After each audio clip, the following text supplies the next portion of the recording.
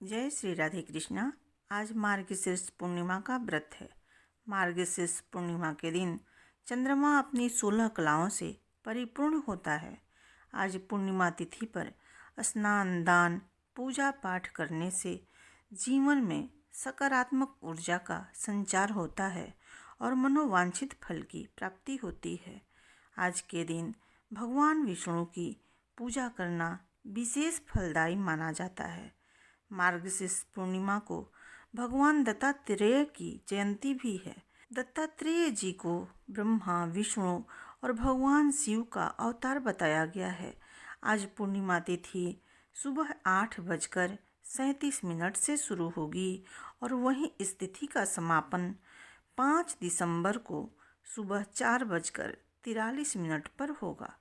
जीवन में सुख समृद्धि पाने के लिए आज के दिन भगवान विष्णु और माता लक्ष्मी की पूजा अर्चना करना विशेष कल्याणकारी माना गया है। साथ ही आज पूर्णिमा व्रत की कथा को अवश्य पढ़ना या सुनना चाहिए। तो आइए सुनते हैं आज की पूर्णिमा व्रत की कथा को।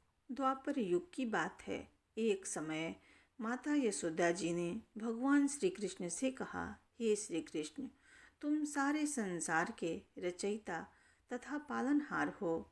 आज कोई ऐसा उपाय मुझसे कहो जिसके करने से स्त्रियों को सौभाग्य की प्राप्ति हो तथा उनकी सभी मनोकामनाएं पूर्ण हो। भगवान श्री कृष्ण कहने लगे, हे माता, मैं आपको एक उपाय विस्तार से बताता हूँ। सौभाग्य की प्राप्ति के लिए स्त्रियों को पूर्णमासियों का व्रत करना चाहिए। श्री कृष्ण जी कहने लगे कि इस धरती पर एक राजा चंद्रहास की अनेक प्रकार के रत्नों से परिपूर्ण कार्तिका नाम की नगरी थी। वहाँ पर धनेश्वर नाम का एक ब्राह्मण था और उसकी स्त्री अति सुशील एवं रूपवती थी। दोनों ही उस नगरी में बड़े प्रेम के साथ रहते थे। घर में धन्य धान आदि की कोई कमी नहीं थी। उनको केवल एक ही दुख था कि उनके कोई संतान नहीं थी। इस कारण वे अत्यंत दुखी रहते थे। एक समय एक तपस्वी उस नगरी में आए। वह तपस्वी उस ब्राह्मण के घर को छोड़कर अन्य सब घरों से भिक्षा लेकर भोजन किया करता था। एक दिन हमेशा की तरह तपस्वी भिक्षान को प्रेम पूर्वक खा रहा था कि धनेश्वर ने योगी का यह सब कार्य देख लिया। धनेश्वर योगी से बोला, हे महात्मन, आप सब घरों से भिक्षा लेते हैं परंतु मेरे घर की भिक्षा कभी भी नहीं लेते, इसका क्या कारण है? योगी ने कहा कि निसंतान के घर की भीख पतितों के अन्न के तुल्य है और जो पतितों का अन्न खाता है वह भी पतित हो जाता है। चूँकि तुम निसंतान हो अतः पतित हो जाने के भय से मैं तुम्हारे घर की भिक्षा नहीं लेता हूँ। धनेश्वर यह बात सुनकर अपने मन में बहुत दुखी हुआ और हाथ जोड़कर योगी के पैरों पर गिर पड़ा तथा कहने लगा कि हे महाराज, यदि ऐसा है तो आप मुझको पुत्र प्राप्ति का उपाय बताइए। आप सर्वज्ञ हैं, मुझ पर अवश्य ही कृपा कीजिए। मैं पुत्र न होने के कारण अत्यंत दुखी हूँ। आप मेरे इस दुख का हरण करें। आप सामर्थ्यवान हैं। यह सुनकर योगी कहने लगे कि हे ब्राह्मण, तुम चंडी की आराधना करो। घर आकर उसने अपनी स्त्री से सब वृतांत कहा और स्वयं तप के निमित्त वन में चला गया। वन में जाकर उसने चंडी की उपासना की और उपवास किया। चंडी ने 16वें दिन उसको स्वप्न में दर्शन दिया और कहा, हे धनेश्वर, जा तेरे पुत्र होगा परंतु वह 16 वर्ष की आयु में ही मृत्यु को प्राप्त हो जाएगा। यदि तुम दोनों स्त्री पुरुष पूर्णमासी का विधिवत व्रत करोगे तो वह दीर्घायु होगा। प्रातः काल होने पर इस स्थान के समीप ही तुम्हें एक आम का वृक्ष दिखाई देगा। उस पर चढ़कर एक फल तोड़कर शीघ्र अपने घर चले जाना, अपनी स्त्री को खिलाना। ऋतु स्नान के पश्चात वह स्वच्छ होकर श्री शंकर जी का ध्यान करके उस फल को खा लेगी। तब शंकर भगवान की कृपा से उसको गर्भ हो जाएगा।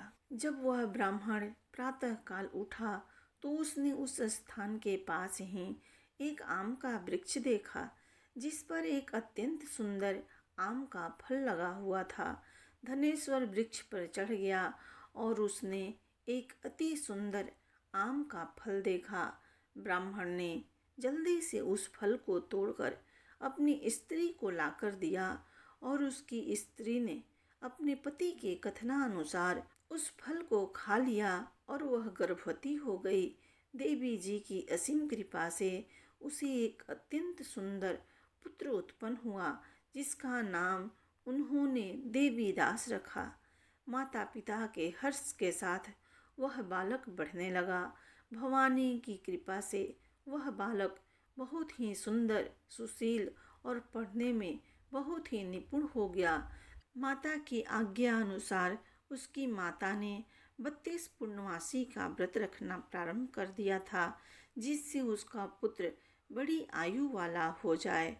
16वां वर्ष लगते ही देवी दास के माता पिता को चिंता हुई कि कहीं उनके पुत्र की इस वर्ष मृत्यु न हो जाए। इसलिए उन्होंने अपने मन में विचार किया कि यदि यह दुर्घटना उनके सामने हो गई तो वे कैसे सहन कर सकेंगे। इसलिए उन्होंने देवी दास के मामा को बुलाया और कहा कि हमारी इच्छा है कि देवी दास 1 वर्ष तक काशी में जाकर विद्या अध्ययन करें, इसलिए साथ में तुम चले जाओ और 1 वर्ष के पश्चात इसको वापस लौटा लाना। सब प्रबंध करके उसके माता पिता ने काशी जाने के लिए देवी दास को एक घोड़े पर बैठाकर उसके मामा को उसके साथ भेज दिया। धनेश्वर ने अपनी पत्नी के साथ अपने पुत्र की मंगल कामना तथा दीर्घायु के लिए भगवती दुर्गा की आराधना और पूर्णमासियों का व्रत करना आरंभ कर दिया। इस प्रकार बराबर 32 पूर्णमासी का व्रत पूरा किया। कुछ समय पश्चात मामा और भांजा मार्ग में रात्रि बिताने के लिए किसी ग्राम में ठहरे हुए थे। उस दिन उस गांव में एक ब्राह्मण की अत्यंत सुंदर, सुशील और गुणवती कन्या का विवाह होने वाला था। जिस धर्मशाला के अंदर वर और उसकी बाराती ठहरी हुई थी, उसी धर्मशाला में देवी दास और उसके मामा भी ठहर गए। संयोगवश कन्या को तिल आदि चढ़ाकर मंडप आदि का कृत्य किया गया तो लग्न के समय पर ही वर को धनुवार्त हो गया। वर के पिता ने अपने कुटुंबियों से परामर्श करके निश्चय किया कि यह देवी दास मेरे पुत्र जैसा ही सुंदर है, मैं इसके साथ ही लगन करा दूं और बाद में विवाह के अन्य कार्य मेरे लड़के के साथ हो जाएंगे। ऐसा विचार कर देवी दास के मामा से जाकर बोला कि आप थोड़ी देर के लिए अपने भांजे को हमें दे दो, जिससे विवाह के लग्न का सब कृत्य सुचारू रूप से हो जाए। तब उसका मामा कहने लगा कि जो कुछ भी मधु पर्क आदि कन्यादान के समय वर को मिले वह सब हमें दे दिया जाए तो मेरा भांजा इस बारात का दुल्हा बन जाएगा। यह बात वर के पिता ने स्वीकार कर ली और उसने अपना भांजा वर बनने को भेज दिया और उसके बाद सब कार्य रात्रि में विधि पूर्वक संपन्न हो गया। पत्नी के साथ वह भोजन न कर सका और अपने मन में सोचने लगा कि न जाने यह कैसी स्त्री होगी। वह एकांत में इसी सोच में पड़ गया तथा उसकी आंखों से आंसू भी आ गए। तब वधू ने पूछा कि क्या बात है, आप इतने दुखी क्यों हो रहे हैं। तब उसने सब बातें जो वर के पिता व उसके मामा में हुई थी उस कन्या को बतला दी। तब कन्या कहने लगी कि यह ब्रह्म विवाह के विपरीत कैसे हो सकता है। देव, ब्राह्मण और अग्नि के सामने मैंने आपको ही अपना पति बनाया है, इसलिए आप ही मेरे पति हैं। मैं आपकी ही पत्नी रहूंगी, किसी अन्य की कदापि नहीं। तब देवी दास ने कहा, ऐसा मत करो, क्योंकि मेरी आयु बहुत थोड़ी है। मेरे पश्चात तुम्हारी क्या गति होगी, इन बातों को अच्छी तरह विचार कर लो। परंतु वह दृढ़ विचार वाली स्त्री थी। बोली कि जो गति आपकी होगी वही गति मेरी होगी। हे स्वामी, आप उठिए और भोजन करिए, आप निश्चय ही भूखे होंगे। इसके बाद देवीदास और उसकी पत्नी दोनों ने भोजन किया तथा शेष रात्रि वे सोते रहे। प्रातःकाल देवीदास ने अपनी पत्नी को 3 नगों से जुड़ी हुई एक अंगूठी दी, एक रुमाल दिया और बोला, हे प्रिय, इसे लो और संकेत समझकर स्थित चित्त हो जाओ। यदि मैं जीवित रहा तो अवश्य वापस आऊँगा, अन्यथा समझ लेना मेरी मृत्यु हो गई। यह समझाकर वह चला गया। प्रातःकाल होते ही वहाँ पर गाजे बाजे बजने लगे और जिस समय विवाह के कार्य समाप्त करने के लिए वर तथा बराती मंडप में आए तो कन्या ने वर को भली प्रकार से देखकर अपने पिता से कहा कि यह मेरा पति नहीं है। मेरा पति वही है जिसके साथ मैंने रात्रि में पानी ग्रहण किया है। इसके साथ मेरा विवाह नहीं हुआ है। यदि यह वही है तो बताए मैंने इसको क्या दिया। मधुपर्क और कन्यादान के समय जो मैंने आभूषण दिए थे उन्हें दिखाएं तथा रात में मैंने क्या गुप्त बातें कही थी वह सब सुनाए। पिता ने उसके कथनानुसार वर को बुलवाया। कन्या की यह सब बातें सुनकर वह कहने लगा कि मैं कुछ नहीं जानता। इसके पश्चात लज्जित होकर वह वहाँ से चला गया और सारी बारात भी अपमानित होकर वहाँ से लौट गई। इस प्रकार देवीदास काशी चला गया। जब कुछ समय बीत गया तो काल से प्रेरित होकर एक सर्प रात्रि के समय उसको डसने के लिए वहाँ आया, परंतु व्रत के प्रभाव से उसको काट न पाया, क्योंकि पहले ही उसकी माता ने 32 पूर्णिमा का व्रत कर रखा था। इसके बाद मध्याह्न के समय स्वयं काल वहाँ पर आया और उसके शरीर से उसके प्राणों को निकालने का प्रयत्न करने लगा, जिससे वह मूर्छित होकर पृथ्वी पर गिर पड़ा। भगवान की कृपा से उसी समय पार्वती जी तथा शंकर जी उधर से आ निकले। उसको मूर्छित दशा में देखकर पार्वती जी ने भगवान शंकर से प्रार्थना की कि हे महाराज, इस बालक की माता ने पहले ही 32 पूर्णिमा का व्रत किया था, जिसके प्रभाव से इसका मृत्यु दोष कट गया।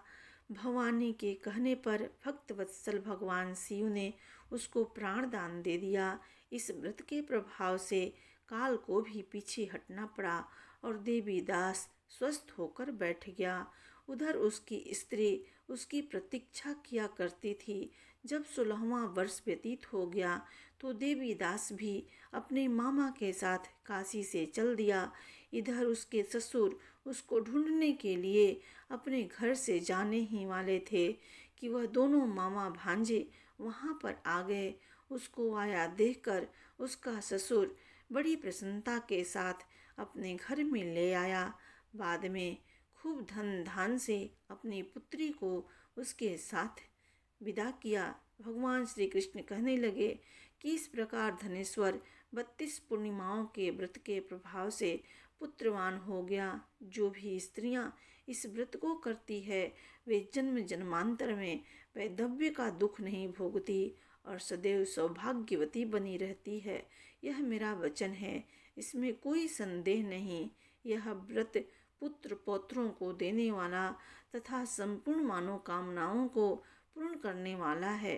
32 पूर्णिमाओं के व्रत करने से व्रती की सब इच्छाएं भगवान शिव जी की कृपा से पूर्ण हो जाती है। बोलिए भगवान शिव जी की जय।